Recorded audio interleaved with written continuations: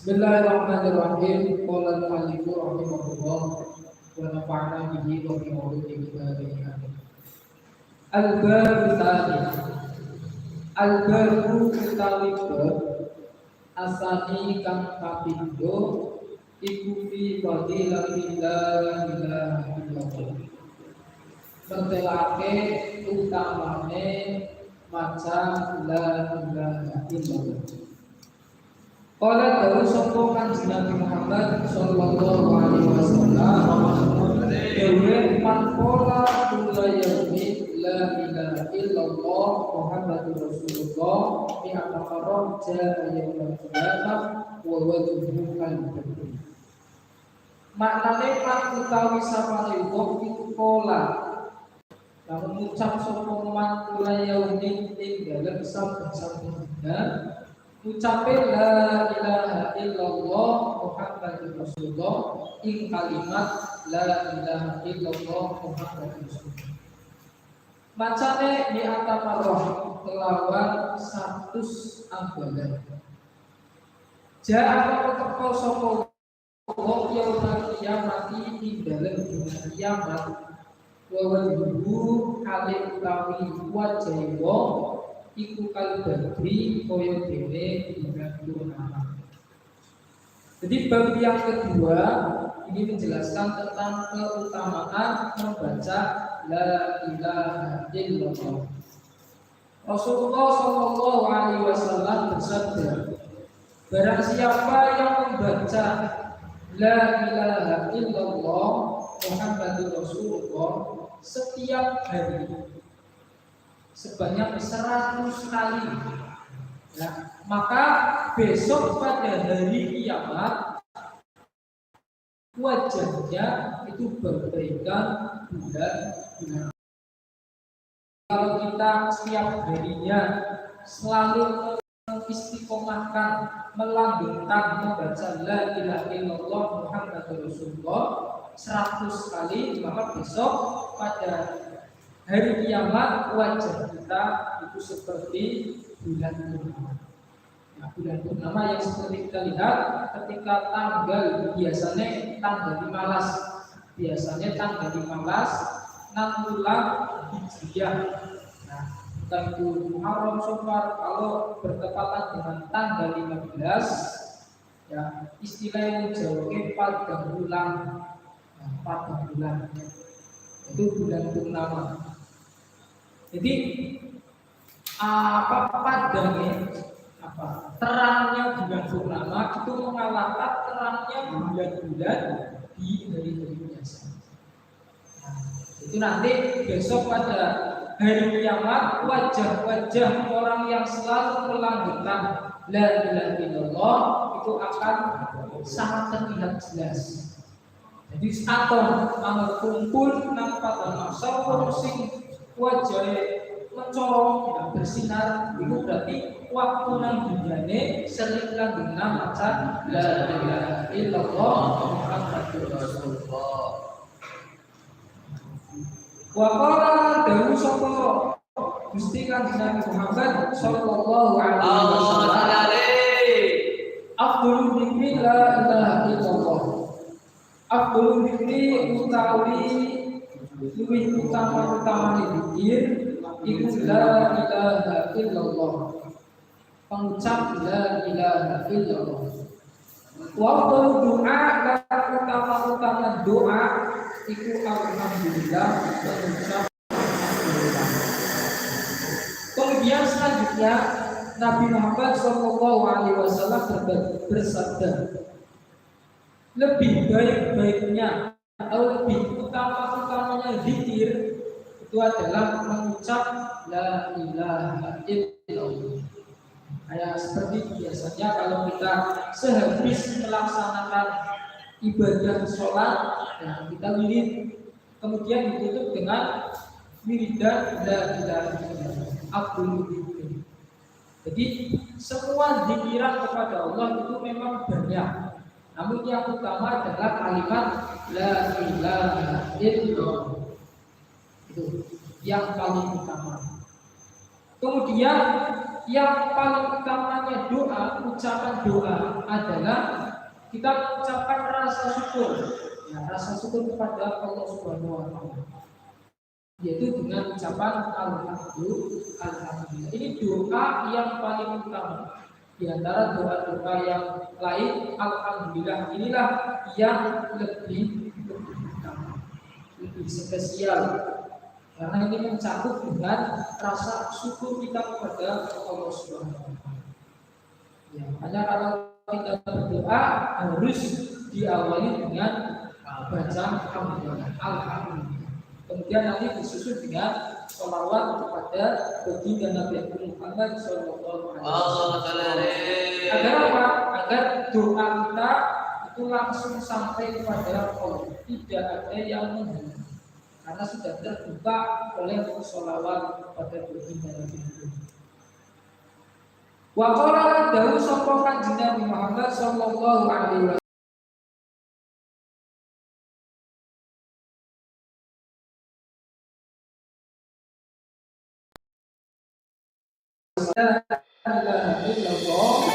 itu kami dawu ingsun. Wa ana hale kawi ingsun dua yo Allah iku wa ana hale kawi ingsun dua iku Allah. Man utawi sapane wong iku polah lamun ucap sapa wong ing kalimat la ilaha illallah dakhala mongko manjing sapa patis ni ing benteng ingsun. Wa maka utawi sapane wong iku dakhala manjing sapa patis ni benteng ingsun aminan. Mongko selamat sapa umat atau aman sapa umat mingko bisa disiksa ingsun.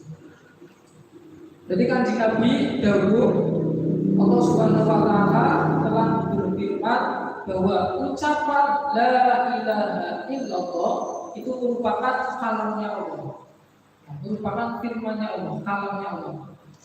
Maka barang siapa yang mengucapkan la ilaha illallah, maka dia akan masuk dalam penjagaan Allah, langsung sing jaga Gusti Allah. Namun kalau sahabat-sahabat semua kalau mengucapkan la ilaha illallah, maka kita semua masuk dalam penjagaan Allah. Dan barang siapa yang masuk dalam penjagaan Allah, maka akan terbebas atau diselamatkan dari siksa-siksanya Allah. Dan siksa yang sangat pedih. Karena kita sering melantunkan la ilaha illallah, maka kita akan aman dari siksanya Allah. Wa qala lan dawu sapa kanjeng Nabi Muhammad sallallahu alaihi wasallam, man abdin ora ono iku saking kawula ingsun yang kami ucap sapa abud la ilaha illallah, ing ucapan la ilaha illallah Muhammad Rasulullah. Ila qala amin dawu sapa Allah Gusti Allah Ta'ala sadaqa abdi. Sadaqa teman sapa abdi kawula ingsun. Ana utawi ingsun Allah yaiku Allah. La ilaha illallah pangeran kang wajib disembah kelawan hak illa ana kejaba ingsun. Uzhidukum dadiake saksi ingsun ing sira kabeh ya malaikati. Malaikat ingsun. Qad hafartu teman-teman ngapura sapa ingsun lan krono abet. Main barang atau dosa. Takut dalam misdini apa tidak bisa sakit dosanya abet. Wa malan barang akhir akhir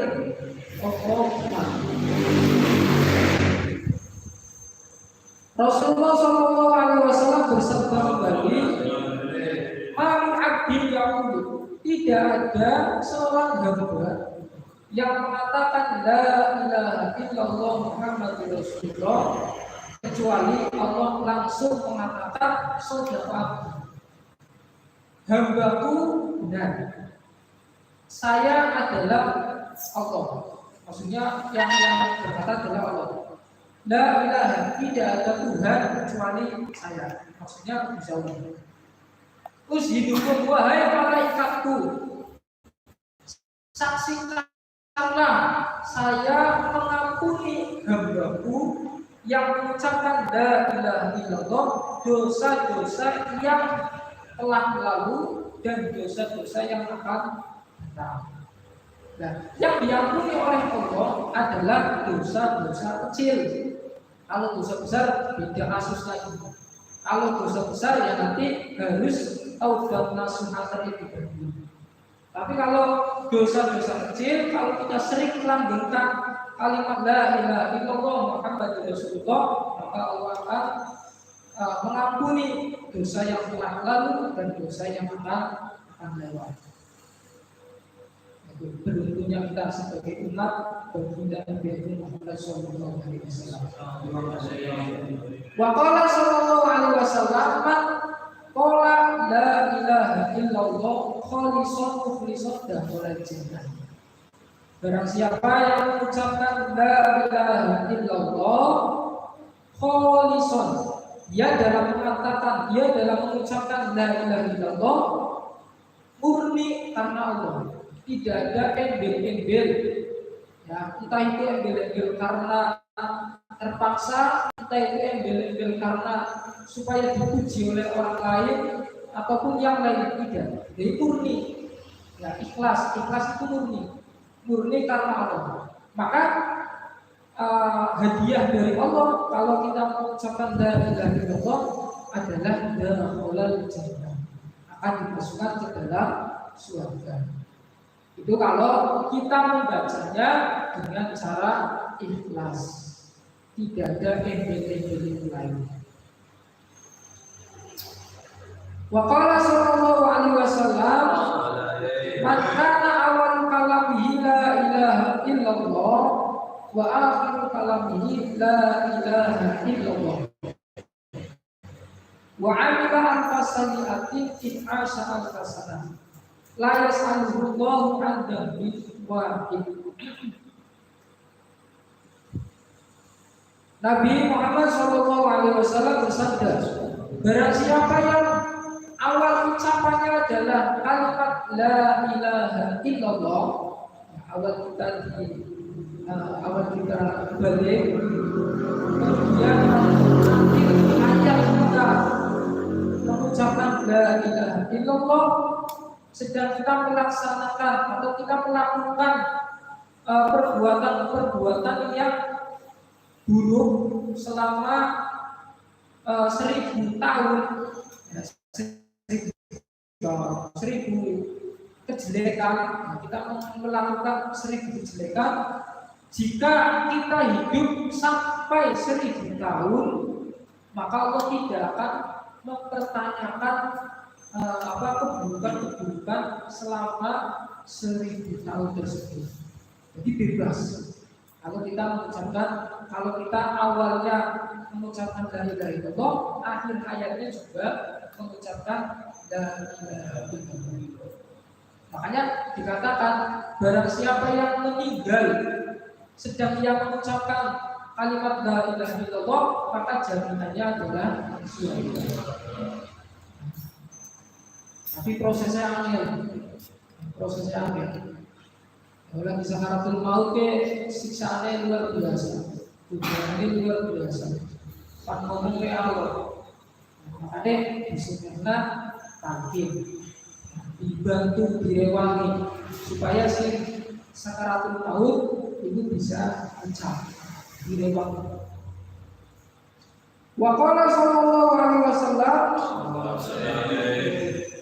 man qala la ilaha illallah min ghairi ujbi aw biha qafirun tahtal ars yusabbihu ma'al musabbihin ila yaumil qiyamah wa yuktabu lahu sawabuhu.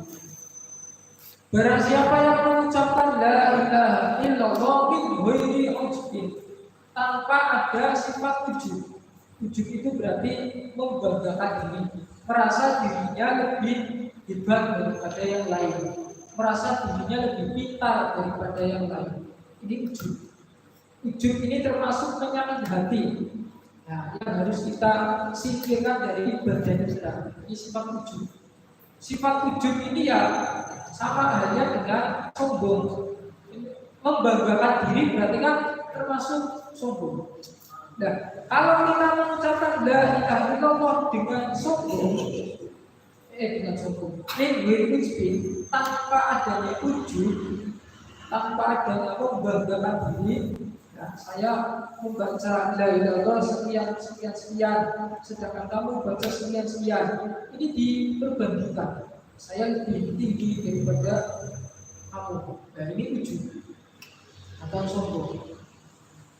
Torbiha wa itu tahtal ars. Nah, kalau kita membacanya tanpa ujub, maka torbiha ada seekor burung yang terbang di atas ars seraya dia membaca tasbih besar bersama dengan orang-orang yang membaca tasbih sampai datang hari kiamat. Wa yutabu sawabuhu, dan pahalanya dicatat oleh Allah Subhanahu wa taala.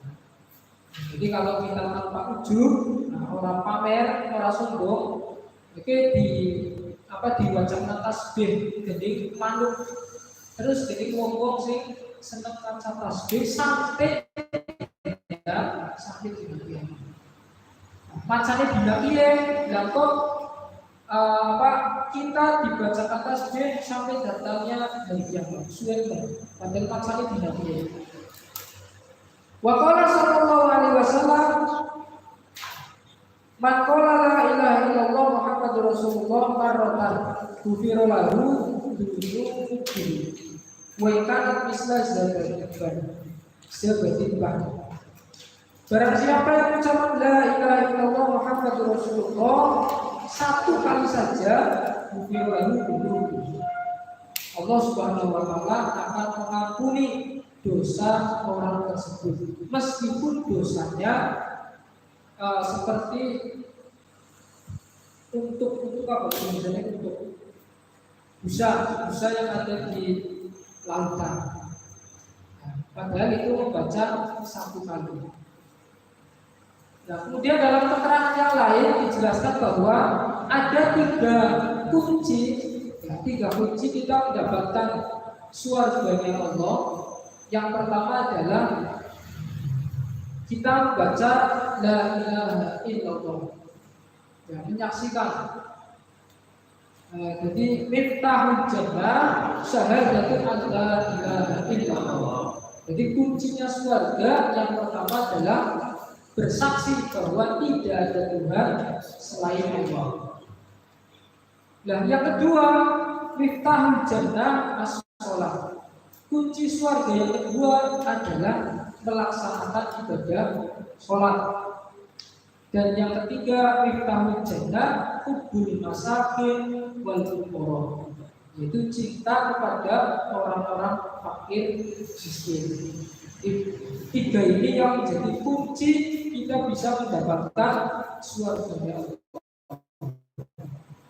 Yang pertama adalah mengucapkan kalimat la ilaha illallah, atau kalau dalam istilahnya itu dalam ranah tauhid, ya, dalam ranah tauhid. Ini termasuk fondasi awal, fondasi pertama kita mendapatkan surga Allah, yaitu mengucapkan la ilaha illallah. Karena percuma kalau kita tidak meyakini bahwa bahwa tidak ada Tuhan selain Allah, kita ibadah jungkang-jungkir, ya, jengkelat-jengkelir, tahu-tahu, tapi orang yakini, orang tidak bersaksi bahwa tidak ada Tuhan selain Allah, maka ibadah kita percuma. Karena fondasi pertama itu kita mengucapkan la ilaha illallah, tauhid. Makanya yang diajarkan kepada anak-anak kita pertama kali adalah tentang tauhid. Kita kenalkan terlebih dahulu kepada anak-anak kita Allah. Kita kenalkan. Nah, tidak langsung kita perkenalkan nama sorot, yes, kelabakan. Jadi ini jadi nama sorot kelabakan. Jadi kita dikenalkan dulu Allah. Kemudian Muhammad dan sampai seterusnya. Itu ilmu yang pertama diajarkan kepada anak kita adalah ilmu tentang keesaan Allah. Kemudian yang kedua adalah dalam ranah syariat. Ya, kuncinya adalah melaksanakan ibadah sholat. Ini dalam ranah syariat. Karena apa? Karena dalam hadis dikatakan awalu ma yuhasabu alaihi al-abdu yaumil qiyamah as-shalah. Fa in sholahat sa'iru amali. Wa in fasada sa'iru amali. Jadi awal permulaan ya, kita dihisab pada hari kiamat yang pertama adalah tentang sholat yang akan dihisab pertama. Tidak harta benda kita tidak, istri kita tidak, ya, harta benda dan lainnya tidak. Tapi yang akan dipertanggungjawabkan pertama adalah masalah sholat. Maka apabila sholat kita sahih, sholat kita bagus, maka seluruh amal-amal yang lain itu bagus. Tapi kalau sholat kita tidak bagus, maka amal-amal yang lain juga itu tidak bagus. Kalau saya gambarkan, itu ibarat sholat adalah penampung air, botol, ibaratnya botol penampung pahala. Nah, kalau botol itu bagus, artinya bagus itu tidak ada yang berlubang. Maka kalau kita kasih air itu semakin penuh, ya, semakin penuh. Tapi kalau botol itu ada lubang, meskipun lubangnya sambung, kita masukkan air, meskipun terus-menerus, ya tetap tank. Itu gambaran kalau kita sholatnya bagus, maka amal kita semakin bagus. Tapi kalau sholat kita tidak bagus, ya amalnya itu tidak bagus, hilang imannya.